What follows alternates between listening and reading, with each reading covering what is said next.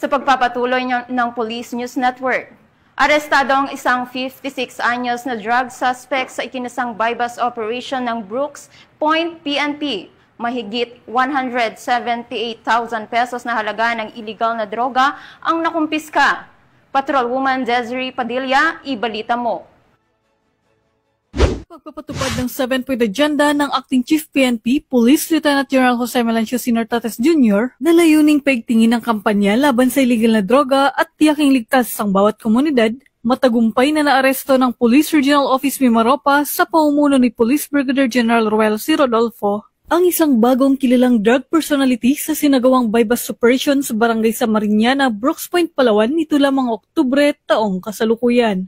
Ayon sa ulat, bandang alas 12:01 ng madaling araw, naaresto si alias Haji, 56 na taong gulang matapos umano nitong ibenta ang isang pirasong transparent plastic sachet na naglalaman ng hinihinalang shabu na tumitimbang ng 10.3 gramo sa halagang 15,000 pesos sa isang police pusher buyer.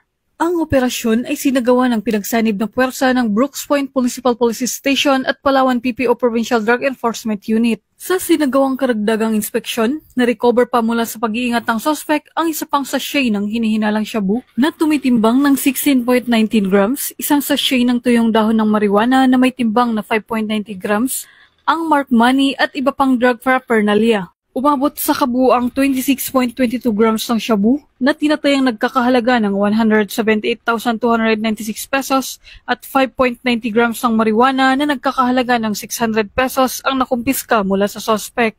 Kasalukuyan ang sa kustodiya ng pulisya si alias Haji habang inihahanda ang kasong isasampa laban sa kanya sa paglabag sa Republic Act 9165 o Comprehensive Dangerous Drugs Act of 2002.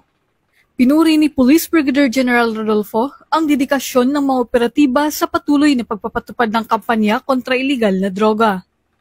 Mula dito sa Home of the Police Eco Warriors, Calapan City, Oriental, Mindoro, ako ang inyong PNN correspondent, Patrolwoman Desiree Padilla, alagad ng batas, tagataguyod ng Balitang Pulis.